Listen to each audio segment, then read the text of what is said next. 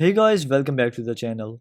I'm iMAT and today we are reviewing the HK11 Pro Max. Finally, the most requested smartwatch by all of you. In this video, we're gonna be taking a look at all of its features to see if it is the perfect smartwatch for you or not. But before we start today's video, if you're new here, a subscribe would be highly appreciated. And if you want to support my work, you can join the channel membership. Starting from the contents in the box, we have the HK11 Pro Max, woven silicone straps and trail loop, an user manual, and a USB-A wireless charger. Smartwatch takes the inspiration from the Apple Watch Series 10. It is available in glossy frame, although it is advertised to come with a 46mm case, but still, the case size is not the same as the Apple Watch Series 10 and you won't be able to use Apple Watch cases. But talking about the straps, they perfectly fit the smartwatch and even the strap locks are functional and the straps won't come out until you press this button and then push the straps out. Here's how the smartwatch looks on the wrist. I really like this leather strap. If you would like to buy it, you can find the purchase link in the description box. About the straps, one thing that I've noticed is that other than the straps included inside the box, if I use any Apple Watch straps, they perfectly fit the smartwatch. You can see that it is not out from the corners and it is perfectly rounded with the case. So far to me the button quality looks better than the HK10 Pro Max Plus. The knob function as well as the click function seems better than the HK10. Then we get the microphone on the right side and the speakers on the left side. After that we get an AMOLED display.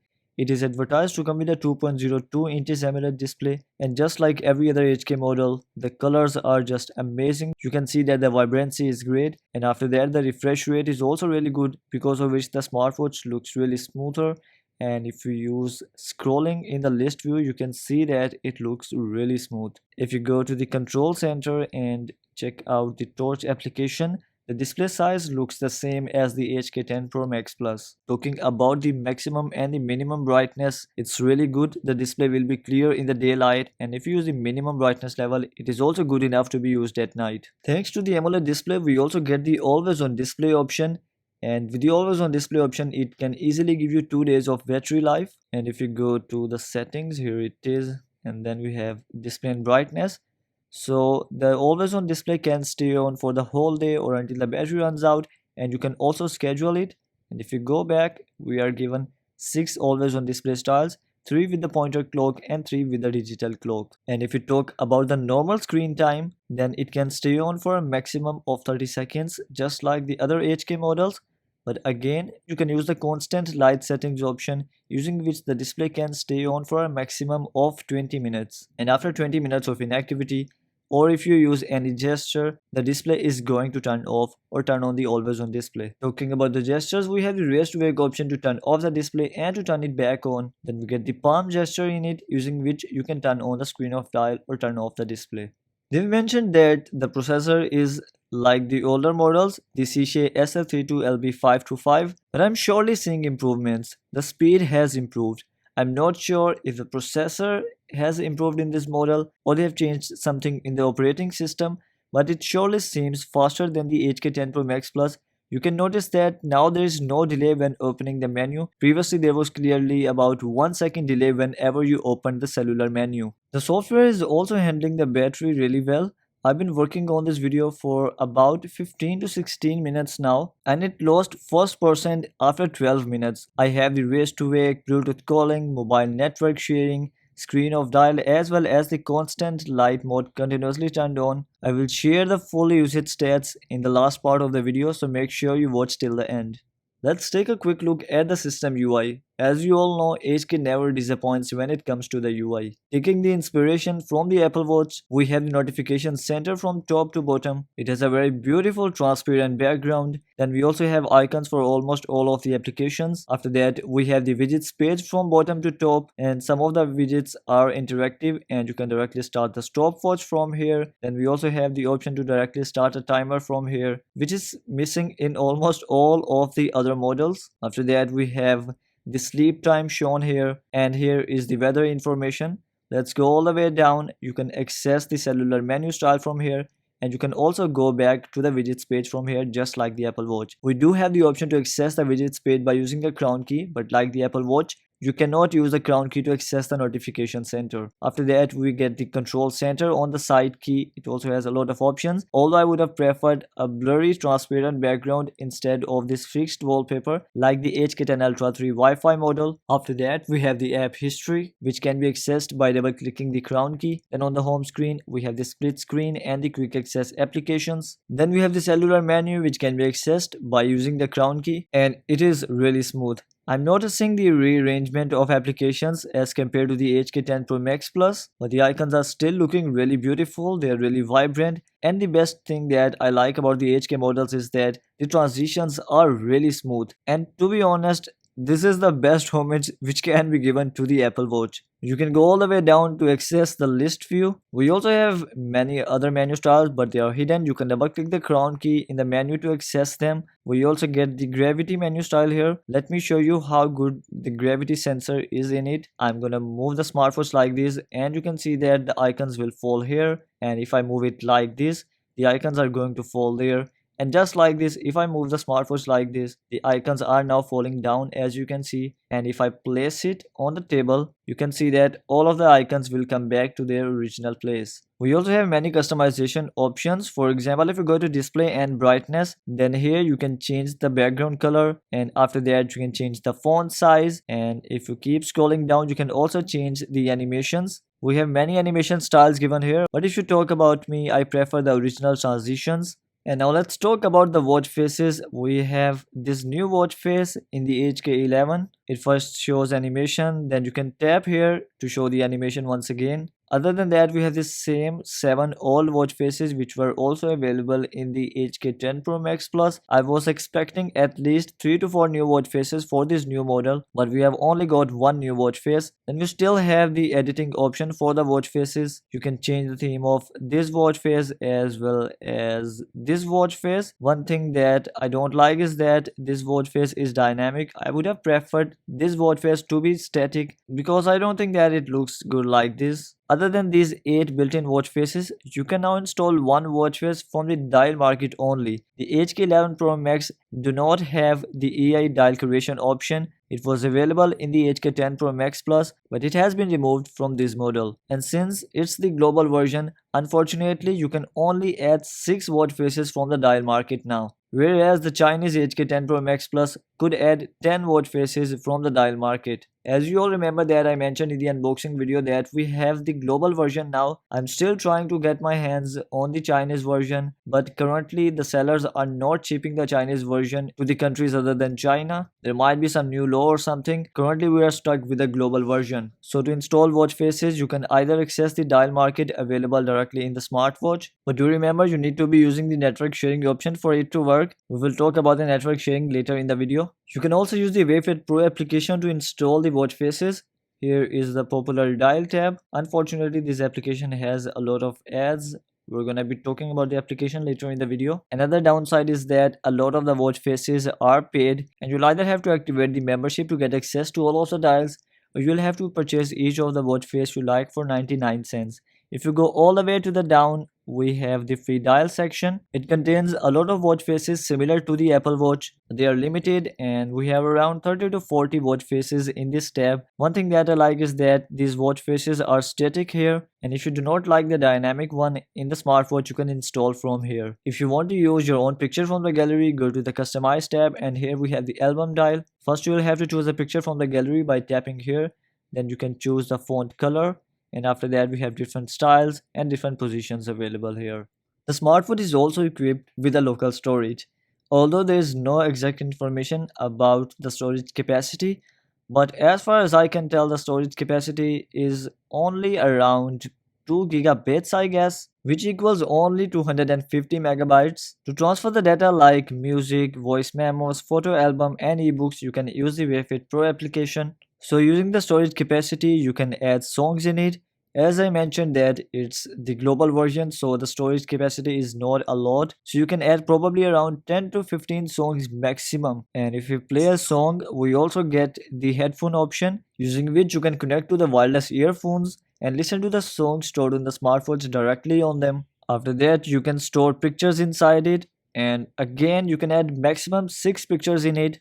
The pictures have the zoom in and zoom out option, using which you can easily zoom in on the pictures. And after that, you can also tap here, then tap on set as watch face, and then it is going to set that picture as a custom watch face on the screen, and it will replace the wallpaper you used from the gallery as a watch face. The third thing that you can do using it is the voice recording option. You can record sound directly on the smartwatch. So the voice recording has been given a very low section in the storage capacity, and you cannot record for longer. And in the end, we have the ebooks option. Let me see where it is, and here is the ebooks application. Using this application, you can store txt files in the smartwatch. To take more advantage of the storage, you will have to learn about the mobile network sharing option. For the iPhones, you need to go to settings and personal hotspot and turn on maximize compatibility for it to work. As far as I can tell, for the iPhones, it can only share the cellular data network. It is because iPhone cannot share the Wi-Fi connections. It is basically using the Bluetooth network sharing. So for Androids, it can possibly transfer the Wi-Fi network also. And here all of the applications showing the antenna icon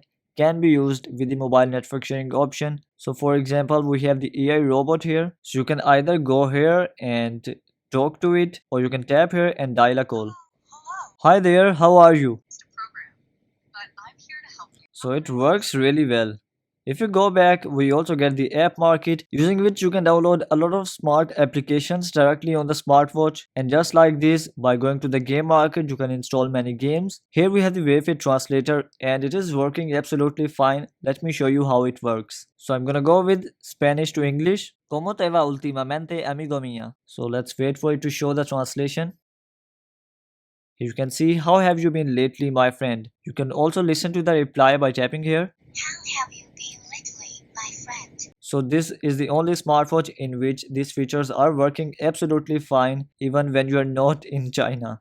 Now let's take a quick look at the Wayfit Pro application. One thing that I don't like about it is that it contains ads, and sometimes it even shows full screen video ads, which can be a really annoying experience. We have the home tab, which shows the popular dials, your health data. Here we have the video tab. I guess you can create an account and upload videos here. Then we have the device related tab. If you go to the Me tab, you can set up your profile. Unfortunately, it won't allow you to connect with Apple Health. Then if you go to the devices tab and scroll down, here we have the card bag option. You can enter existing simulated door card here, or you can also input a blank analog card. And if you use the Apple Shortcuts application, then the smartwatch can also be used as an NFC tag. One thing that I really like about it is that it has the taking pictures option.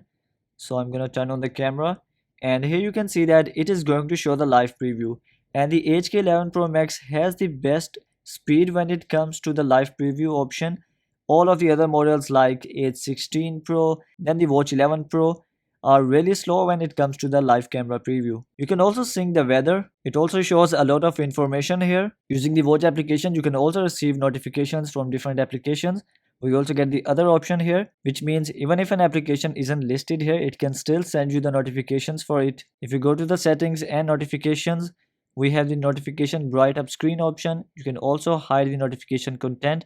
And if you go back and go to sounds and touch, then we also have the system notification and the message tune option. So when you receive a new notification, it not only plays a tune, but it also wakes up the display. Here is the notification, and if you open the notification, as you can see, it supports scrolling, and it also shows some of the mainly used emojis. You can tap on reply, using which it is going to turn on the voice assistant.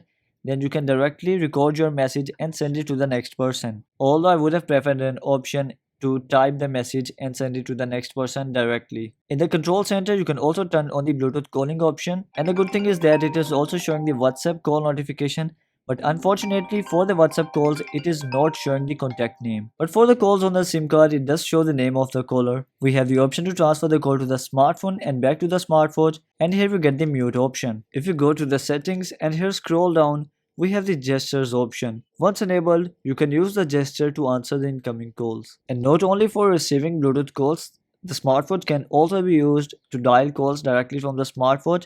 Here you can see that I am dialing a random number, and you will see that the call will be made on the smartphone. So one of my subscribers wanted me to see if the contact name is shown for Android devices also or not. So first of all, let's connect with Bluetooth calling. On Android, you need to separately connect with the HK11 Pro Max call, although this step is not needed in the iPhone. So as you can see here, the Android is not showing the name of the caller here. So one thing that I want to check is that if you go to the information of the connection, here contact sharing is turned off. I'm gonna turn it on, and now let's try calling once again. This time we'll see if it will show the name of the caller or not. And once again, even after turning on contact sharing, it is not showing the name of the caller for me.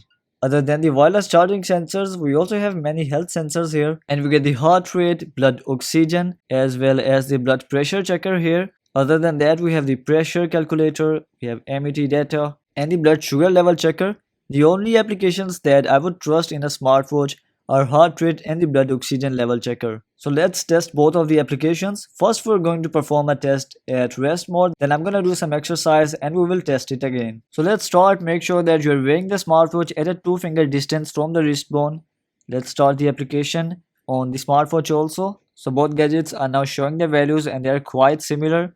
We have 79 to 80 beats per minute here, and the value was also the same on HK11, and now it is rising just like the oximeter. So I'm going to remove the oximeter. Let's run the test once again, and here is the heart rate checker and here is the oximeter, and once again both of them are showing similar values. And now it's time to do some exercise. So now I've done some exercise. Let's check the heart rate values. So the oximeter is showing 133 beats per minute, and as you can see that the smartwatch is also showing similar values, which makes me believe that the heart rate sensors are working really well. Let's go ahead and check out the blood oxygen level checker. I'm gonna start it, but it requires 60 seconds to show the value, so let's wait for it. So after 1 minute, the final value shown by it is 99%, and since I've restored my breath, so the oximeter is now also showing 98%. I'm gonna run it one more time. And now the final value shown is 98% and the oximeter is also showing 98%. So it makes me believe that both the oximeter and the heart rate applications are working well on the smartwatch. Talking about more health related applications, we get the sleep tracker here. So I went to sleep at around 12 am, it is correct, and I actually woke up at 12:30 pm. During this time, I once woke up at around 5 am and went to sleep again at around 6:30 am. So actually I slept around 10 hours because I had to complete this video today. So I needed proper rest. But the data shown here is not absolutely correct. But it is because when I went to sleep from 12 am to 5 am, I actually turned off the raise to wake option. I was using the do not disturb mode. So during that time, it noted the whole time that I was sleeping. But from 6:30 am to 12:30, I turned on the raise to wake option and I did not use the do not disturb option. So during that time, the accuracy was not good. I actually woke up at around 7:30 am also and went back to sleep at around 8:15 am, and it is not showing those values here. So if you want to use the sleep tracker, what you need to do is you need to wear the smartwatch, turn on do not disturb mode, turn off the raise to wake option, and whenever you wake up, quickly turn on the display so the smartwatch can know that you have woken up. So the sleep data basically depends on when you have interacted with the smartwatch, and in my opinion it does not have proper sleep detection sensors. Then we also have mindfulness, which is the breath training. You can also customize the respiratory rate, breath touch, as well as the breathing time. If you talk about the sports related applications, we have the physical training here, and whichever one you choose, you can tap here if you want to customize the targets. Otherwise, you can start without any target. While using the sports mode, you can also control the media playing on the device or listen to the song stored on the smartwatch. It also shows all of the important metrics here. If you check out the outdoor running option, then it is not showing the GPS track here. And as far as I have checked, the smartwatch does not have such option in the watch application also, and you cannot record your GPS path while taking a run outside. We also have fitness record application here, which shows all of your steps data throughout the day. So now I'm going to do the pedometer test, in which I'll be testing the sports mode as well as the pedometer application, and I'll be back to you in a moment to show the results. So I'm back after the pedometer test. Let's take off the smartwatch, and if you check out the sports record application, so here it is. Here is the sports mode, and as you can see here that it has noted 431 steps. It was also showing all of the important metrics during the workout. The workout lasted about 6 minutes. I also took my iPhone 16 Pro with me. Before starting, it was showing 273 steps here, and when I finished the workout, it was showing 739 steps, which means it has counted 466 steps. So there is about 7 to 8% difference, but it is expected since the smartwatch does not come with GPS inside it, considering that the steps accuracy is quite good. I also wanted to see if the smartwatch can be trusted to count the steps throughout the day or not. So for that, when I started testing the steps data, the smartphone was showing 56 steps for the day and the smartwatch was showing 141 steps for the day. And when I came back, the smartwatch was showing 951 steps, meaning it has counted 810 steps. On the other hand, the smartphone moved from 56 steps to 912 steps, which means it has counted 856 steps. So 810 versus 856 is also quite good. There is only 5% difference. According to that, the pedometer is working quite well in the smartwatch. In the end, we also have a lot of utility applications. First of all, you can also control the media playing on the device. For that, you need to select mobile music. After that, you will be able to control the media playing on the device. And if the sound is coming out from the smartwatch, then you can simply tap here and it is going to turn off the media audio option and you can control the media playing on the device and the sound will continue to play on the smartphone. After that, you can also add alarms directly in the smartwatch. Let's set an alarm. One thing that I like is that it directly sets the time to the current time, so you can easily set the alarm. So let's wait for the alarm to ring.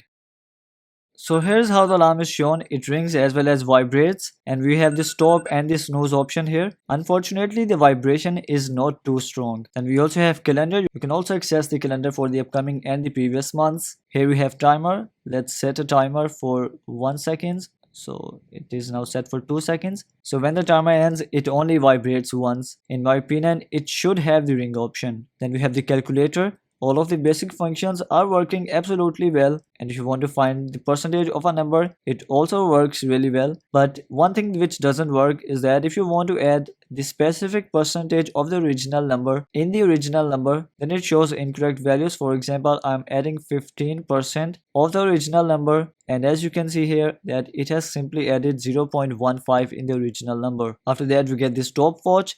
It has 3 interfaces, so you can add a maximum of 20 laps in the smartwatch. This is the first thing that I do not like about the stopwatch application. And the second thing that I do not like about it is that if you go back, it will reset to 0 as it cannot run in the background. There is a workaround for using the stopwatch in the background. You can go to the widgets page and here start the stopwatch. But in my opinion, a smartwatch should have a basic feature like running the stopwatch in the background. Other than that, we have the basic applications like Siren. You can access the voice assistant directly on the smartwatch. Using the remote control, you can control the TikTok videos. We have the compass application. If using for the first time, you'll have to calibrate it first. And in the end, we have the world clock option. You can also add more cities from here. And other than that, I have shown you almost all of the applications in the smartwatch. In the end, it is advertised to come with a battery capacity of 260 mAh.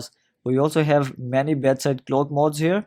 It can be charged using the wireless charger provided in the box. It takes around 1 to 1.5 hours to fully charge from 0%. If I talk about my experience with the battery life, then I've been working on this video for about 1 hour and 40 minutes, which equals 100 minutes. And in this time, the smartwatch has lost 14% of the battery, which is really nice in my opinion. It equals almost 1% drainage every 7 minutes, which is amazing considering that I was using the race to wake, Bluetooth calling, then the mobile network sharing, screen off dial, as well as the constant light mode. According to that, the battery timing is really good. And if you talk about the screen off dial, in my opinion, it can easily give you around 2 days of battery life. So guys, that's it from today's video and from the HK11 Pro Max. In my opinion, looking at it as an upgraded model of the HK10 Pro Max Plus, there aren't much changes.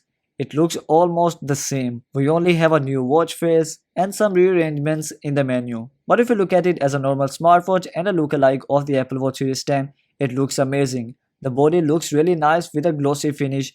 Then the UI as well as all of the watch faces are really well designed. And other than that, the battery life is really good and the sensors are also working really well in it. The Oximeter test has surprised me. What did you think about it? If you would like to place an order, you can find the purchase links in the description box below, and I would really appreciate if you can use them to purchase the smartwatch. For the upcoming videos, make sure to hit the subscribe button and turn on notifications. And if you want to support my work, you can join the channel membership for as low as $1.99 per month. I hope this video helped you out. I will see you in the next one.